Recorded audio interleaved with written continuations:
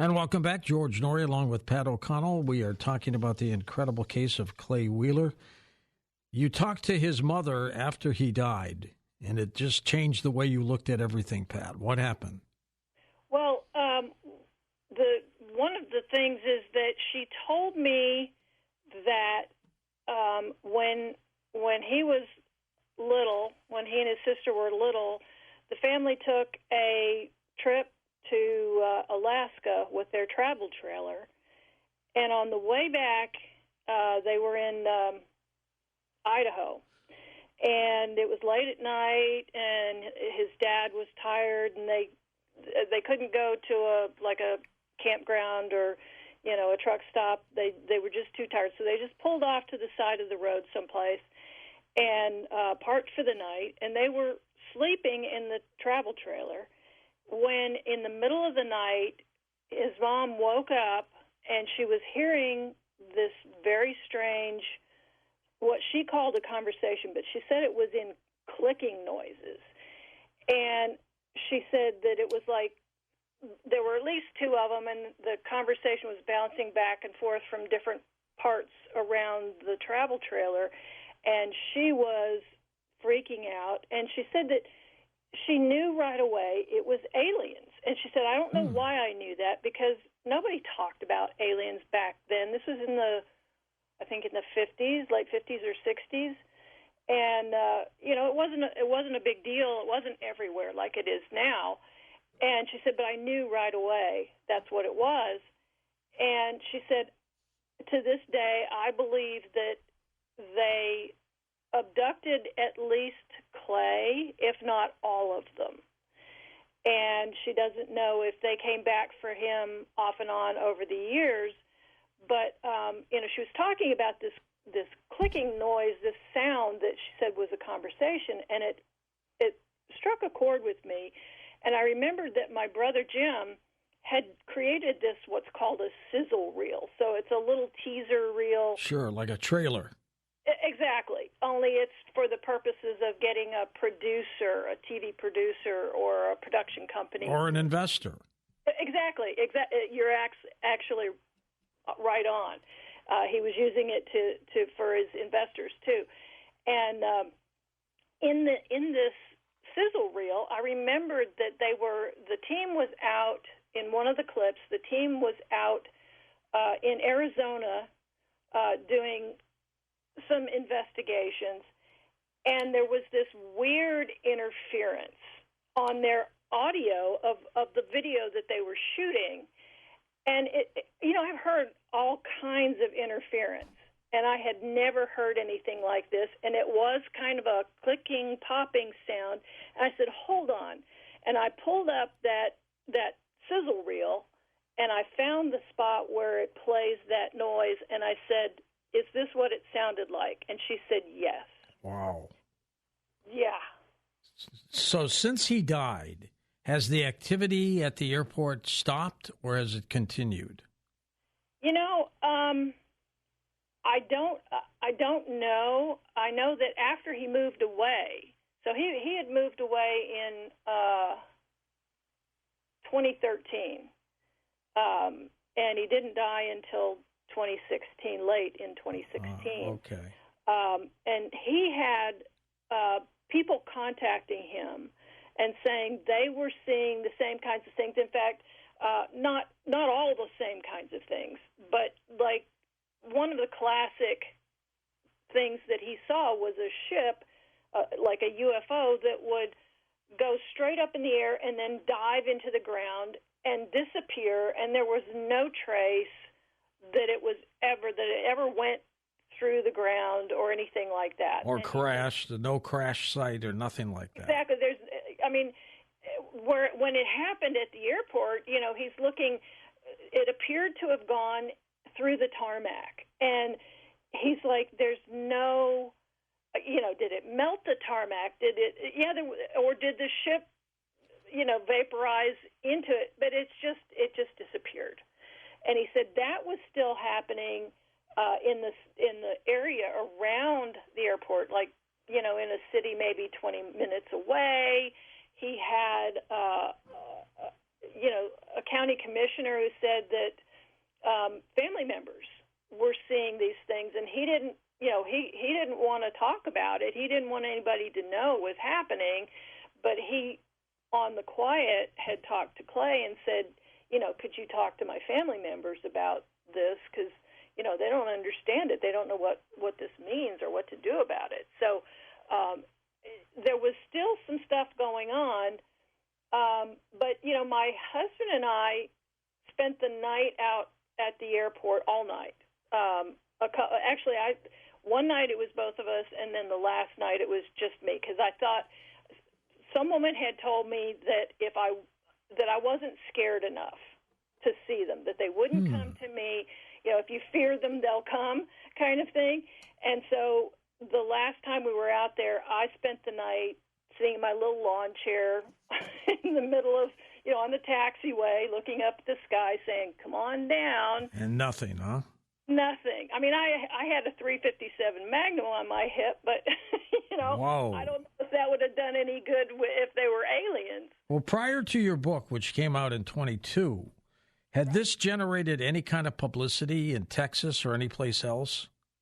No, I don't think anybody knew about it. Strange case. So where do you think, if you can tell us, the body of this ET might be? I have some thoughts, but we can't. I've got a team now. You're afraid somebody's going to go dig it up, aren't you? Yeah, we've got a team with, drones with technology on it, ground penetrating radar and LIDAR and magnetometer and all kinds of technology. And because it might be booby trapped, we've got a very experienced military bomb technician on the team, and which is why the location is we've fictionalized the location, because we don't want anybody to go out there and guess that where it might be and start poking holes and blow themselves. I'm going to guess that it's at the airport. Well, it might be, but he also owned land near the airport. So, I have some clues from him, but we don't know exactly where it is. And so, we're using all kinds of tools at our disposal. We've got remote viewers. But he may have taken it to the grave with him, right? Yeah, that's right. Let's take some calls. Brandon's with us in Austin, Texas. Hey, Brandon. Hi, thanks, George and Pat. Sure. I have COVID, so I'm going to try not to cough. Oh, no. We can't get it through the radio. Yeah, right. I'm going to get the Paxil, whatever that prescription they give you, the antiviral for COVID. So I'm going to get that in the morning. But I hadn't heard of this story, so I hope that you come back and you can talk some more about it. But it's eerily similar to my own and other people that have been in Texas. And I've seen a gray, and I think I've had implants. Like, I got an MRI, and I had this little, thing behind my ear. And when I went to go and get the MRI, it was gone. And It had been there for a long time. But I've also had paranormal activity at the same time, in the area. The gray that I saw had long arms and, shiny skin. It was at night. I think there's different factions of aliens, and that some people can be marked for protection or property, depending on how you want to interpret that. But right. We don't know. We don't know what that means. Yeah. Some people get abducted and they're implanted, and I think that when they get taken up, they realize that they've already been marked by a different faction, so they don't want to, fight between them. Wow, I hadn't thought about that. And it was crazy that you thought about, or that you said ET were releasing gases, and it had come underground, because I was just talking about that recently. But if anybody ever has some sort of experience like this, you can use EVP to communicate with ET and some spiritual stuff, and they'll teach you stuff. It can be risky, but they taught me a lot of words. And if it's pareidolia, the random sounds that you interpret as words, how can you interpret words that you didn't know? I had to go and look up the definitions. Good point. And Brendan, you take care of that COVID, would you? It's just horrible, strange stories, huh? that's fascinating. Thank you, Brenda. Next up, we go to Joe in Monterey, California. Hey, Joseph, go ahead. Thank you for taking my call, George. Sure. I'd like to clear up something. I'm an experiencer, but I'm also a contactee. And many years ago, we used to channel some of the positive extraterrestrials, which they won't really contact us, actually, because it's a law of non-interference that they have to uphold. He said, because I divided up different people like demons and ETs and bad people on the earth, and I said demonic, and he said, well, why are you dividing them up? They're all demonic. And when you see it as that, they say, oh, in other words, an extraterrestrial could be evil and be demonic in character? Yes. You mean somebody who passes on in this world, or even in this world, alive, a human being? They could be really bad people or evil? Yes, they could be considered demonic. And when people die, they could be terrible and they could be demonic. And if there are demons, yes, there are demons and they are demonic. We need to not separate it because it adds too much confusion in dealing with them. Pat, what do you think of that? Well, that's kind of the theory that this one witness that I finally tracked down believes. He thinks that, it's all demonic. So I agree with you.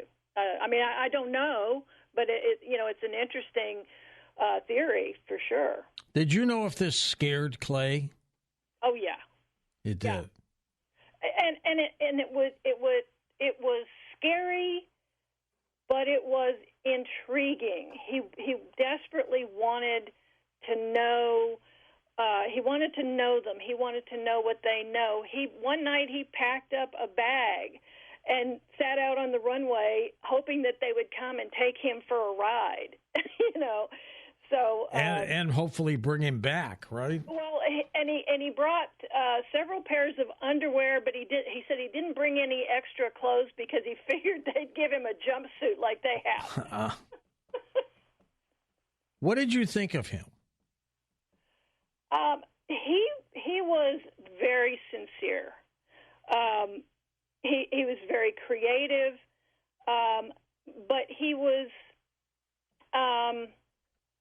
He had all these mixed emotions, and he wasn't happy when I debunked Bill Bean. Pardon me? No, go ahead. Yeah, he wasn't happy when I debunked a couple of things, like, he said he had these videos of what he called rods or skyfish, and I'm sure your audience knows what I'm talking about, but it's actually just a moth, and the shutter speed of the camera wasn't fast enough to stop the wings in motion. So did he ever talk about what they ate or anything like that? No. And in fact, I had a really, really hard time getting him, especially the one that he shot, getting him to talk to me about it. And so I would push and I would push, and then he would push back. He'd say, oh, well, I'll write it down for you. Or I wrote it in a journal. I'll find that journal for you. And so finally I had to push him hard one of the last times that I interviewed him, and I said, why are you not wanting to talk about the alien you shot? And he said, and he got up, he turned off the camera, and he got up and he walked away, and he said, I'm afraid that, people will hear this and they'll think I'm some kind of animal. He said, I feel like a murderer, and I wanted to communicate with them, and here all I did was shoot them. A lot of people feel that way about Bigfoot. If you see Bigfoot out in the woods, most people would take a shot at them if they have a rifle. And I said to him, this was self-defense. They were invading your home. I said, if a bear was in your house, you would shoot it. And he said, well, I'm not sure. So that told me what kind of man he was. He was a gentle spirit in a way, and that he wouldn't care. He wouldn't necessarily kill a bear that was in his house, if he could get it out without killing it. How did he describe the ET that he shot? He said it was like the two that were like joined together in a gate, only it was just one. It was gray, silvery, and he said it was about 3.5, 4 feet, slender, and he said the skin was real thin, and so the gray color, it wasn't like the skin was colored gray. It was, however, the blood vessels, the blood substance under the skin, made the skin look gray. That's kind of the way he described it. Let's go to first-time caller Gabriel in Alhambra, California. Hey, Gabe, go ahead. Hey, how you doing, George? Great. Okay, so it's more of a comment than a question. Okay. I spend a lot of time in cemeteries, different ones, and today I was in the cemetery, and the thought occurred to me out of nowhere was like, I've never really thought this, but I was thinking, I wonder if there's an alien buried here, And then now we got a show based on it. We're talking about that, and we haven't talked about a buried alien in years. That's weird. That's very weird. What gets you to cemeteries, Gabe? Well, I don't know. I'm trying to. I'm a believer of the paranormal, and I'm trying to see if they can communicate with me. Like there's a lot of the cemetery I hang out in. There's a lot of people that are buried from like the 1800s, and from the Civil War and like stuff like that. And so I'm just trying to get some kind of reading.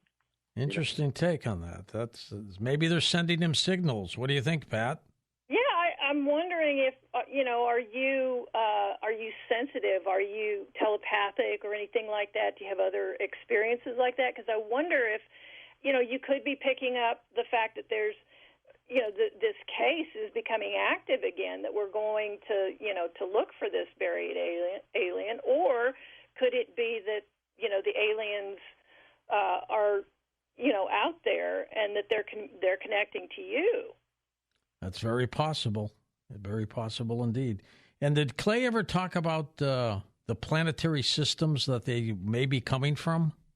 No. And that was one of the frustrations he had, that he couldn't get information from them. It was all these encounters were just kind of blind, that they were there, except for the one where the eyeglass case thing, and he had that what he called the headache beam, and he felt like they were trying to communicate with him with this download of information that felt like warm water going through him. But he never really got any sense of who they were or where they were from or even what they wanted. God, I just wish Patty were still alive. We're going to come back and wrap things up with you in a moment. The book is called Bleed Through, A True Story of Aliens, Demons, and Pure Evil in Texas. Pat's website is experiencers.com with an X, linked up at coasttocoastam.com. And we're back with our final segment with Pat O'Connell. Pat, what have you learned from this ordeal with Clay Wheeler? Well, I've learned that there are things that may be on a continuum that I used to think were individual. Kind of like we were talking earlier, are they aliens or are they demonic? Maybe it's, this range of manifestations of the same thing, because, he had, the ships and the aliens, but he had the devil-looking demon thing coming out of the ground. He had the angel, the plasma angel thing, and then, there was this dark energy that pervaded the airport and his hangar. And he said that when his crew would come and they'd clock in for work, their whole mood would turn dark, and his ex-wife, was the most affected by it, and it was really like she was, demon possessed. Well, that's probably what happened to all of them. Pat, thank you for the program. Good luck with the book, Bleed Through. And she was talking about demons and entities. There's nobody like the spiritual warrior, Bill Bean. Bill, let's talk about that other case of possession that is in the book, the connection, if you would, please.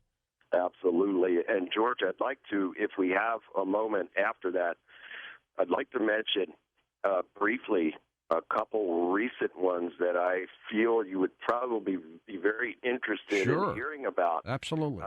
But let me speak about this really quickly. This one took place on March 31st, 2018 in Orlando, Florida. And I arrived at the home, and, you know, George, usually I can feel, and again, I don't claim to be anything, but God does give me a knowing of things. He has bestowed gifts, I'll say it that way, upon me. And I could sense evil right away, you know, pulling up and getting out of the rental car. And as I'm walking up the walkway, you know, I could sense it. I could feel evil present. And it was a very nice family, and the lady of the house was the one being affected. And she, too, had some suffering in her childhood, and she was exposed to Santeria and Santeria curses, which is, you know, it's like a Caribbean voodoo. And so she had exposure to that and was victimized by that as a child. And so she had been having on and off bouts of what she believed was demonic possession over the years. I think it was just a strong oppression that eventually did turn into a possession. And I didn't even think that until it was time to perform the deliverance. So I'm sitting there with her and her husband, very nice lady, he's a very nice man, met the kids, everything seemed well between all of them. We're talking, and the more we talked, the closer it was getting to the time at hand of the deliverance. So I asked her husband to go up and fill the tub, that I was going to ask her to stand in the water. I was going to bless the water first. I was going to ask her to stand in that water, and I was going to perform the deliverance over her while she was standing in that blessed holy water. So everything was going according to plan until we got into the bathroom. When it was time for her, after I said the prayer, and I could notice when we were going up the steps, her body language, you know, it was changing, that she was becoming nervous and apprehensive. And, you know, and again, you think, okay, well, this person's going to be a little nervous. I mean, something like this is about to happen. You know, they're going to be disturbed by it. So I'm blessing the water, and now it's time for her to get in. And all of a sudden, George, it takes her over, and it becomes a physical struggle. And her husband, he was right there, and he did assist me. He stayed right there with me, and we had to physically subdue her and get her into the tub. And my goodness, was it ever a struggle. Same thing, spitting on me, trying to bite me. Cursing. Her eyes changed to black. There were voices coming out of her, and her tongue looked like it was like a serpent. It was coming out and going all over the place. It was just unfathomable. And then she started, it wasn't her, it was those demonic entities in her.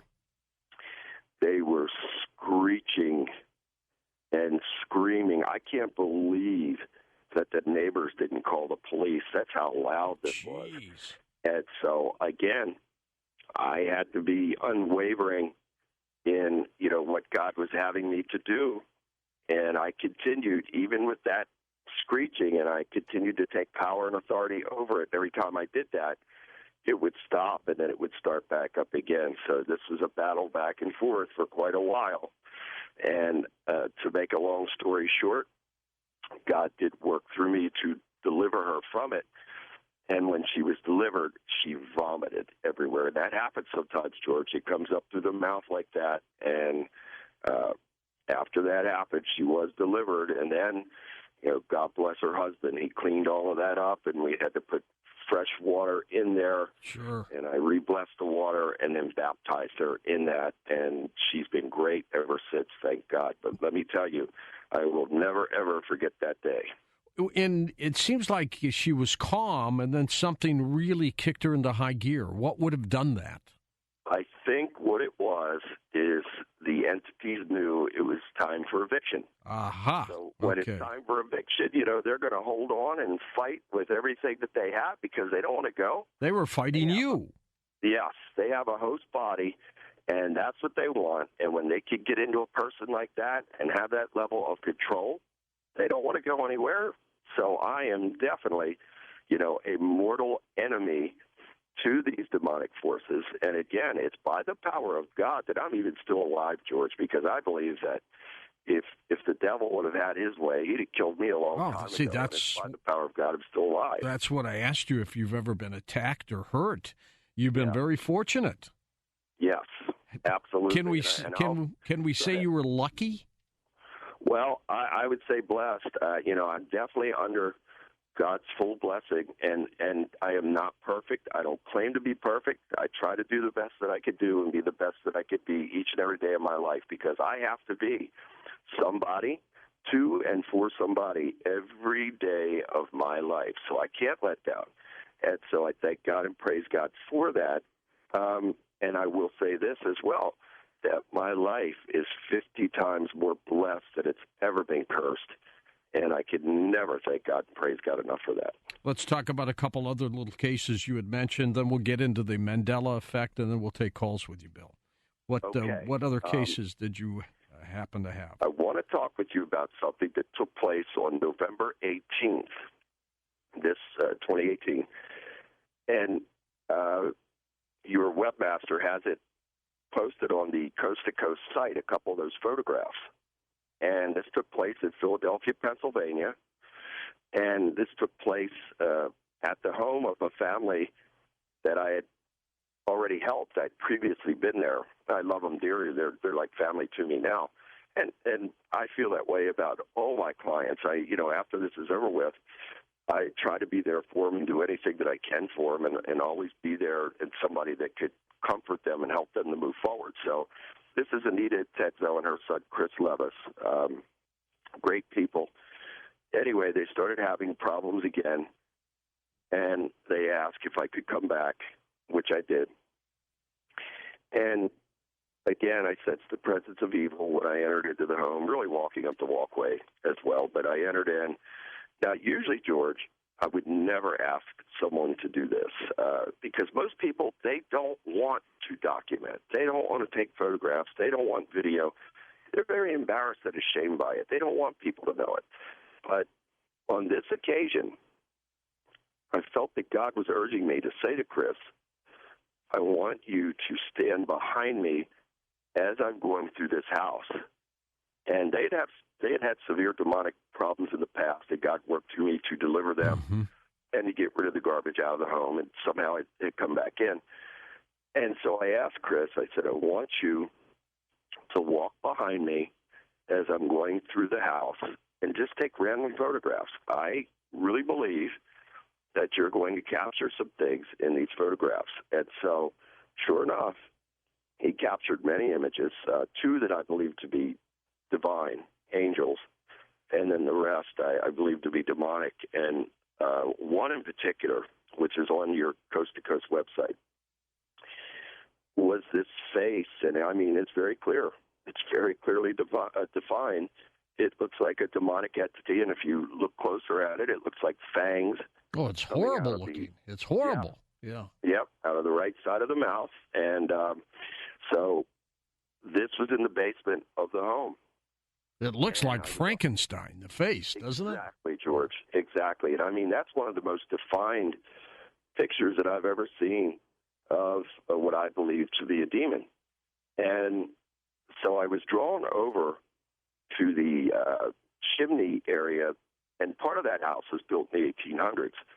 And there was like a little potbelly stove connected to this chimney area, down in the basement. And it was a block wall.